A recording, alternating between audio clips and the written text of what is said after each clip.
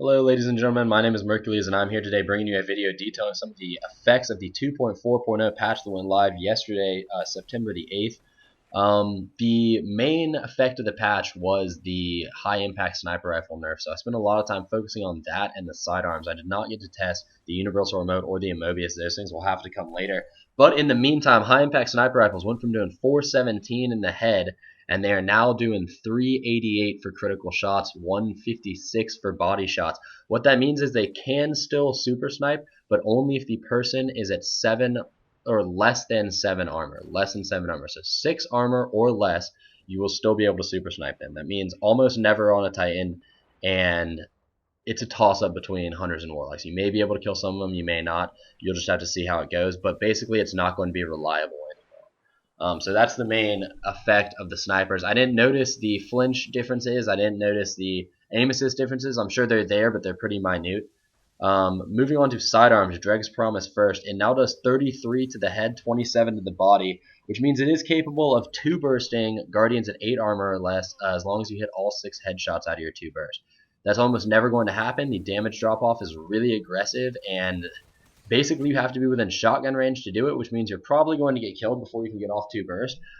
So what I started doing was running aggressive ballistics, which bumps it up to 35 damage for headshots, and that was a little bit nicer. You do lose some range, but you end up coming out ahead because of the extra bonus damage. It makes the time to kill, really fast. I think it's right at like 0.5 seconds, and that's nice, but it's still not a great gun. It doesn't have a great useful area, and the fact that it's not hit scan kind of throws a wrench into the entire thing too. So, if you want to use it, Dregs Promise is there for you. It's better than it was before, but it's still not a great gun, unfortunately. The other sidearms, there's the 2 different rate of fire classes. The high rate of fire class does 60 to the head and 48 to the body. Those are divided up into hit scan and non-hit scan weapons. The non-hit scan weapons have the drawback of obviously not being hit scan, but they do have the bonus of being able to roll with barrel perks that increase impact. And if you happen to get aggressive ballistics, you can actually kill in the exact same number of shots to kill to the body or to the head. It's 4. So you might want to keep an eye out for that, but the problem is aggressive ballistics is going to kill your aim assist, it's going to kill your range, it's going to kill your stability, and they did change the recoil pattern on the Vestian Dynasty. If you guys remember playing with it before, it had a very, very wonderful recoil pattern, and they removed that, so it basically has the same recoil pattern as the Queen's Choice now, which kind of sucks.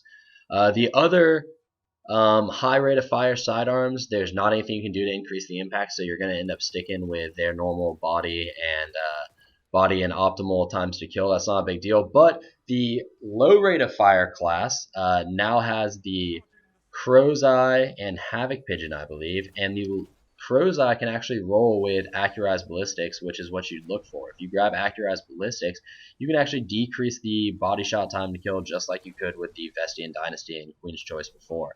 And Accurized Ballistics is a much, much better option than Aggressive Ballistics.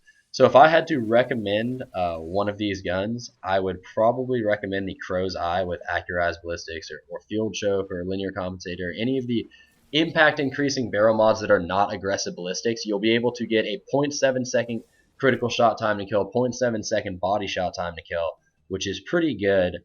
And they are hit scan, so you're not going to be suffering from bullets just basically whiffing on their targets at longer ranges and stuff like that.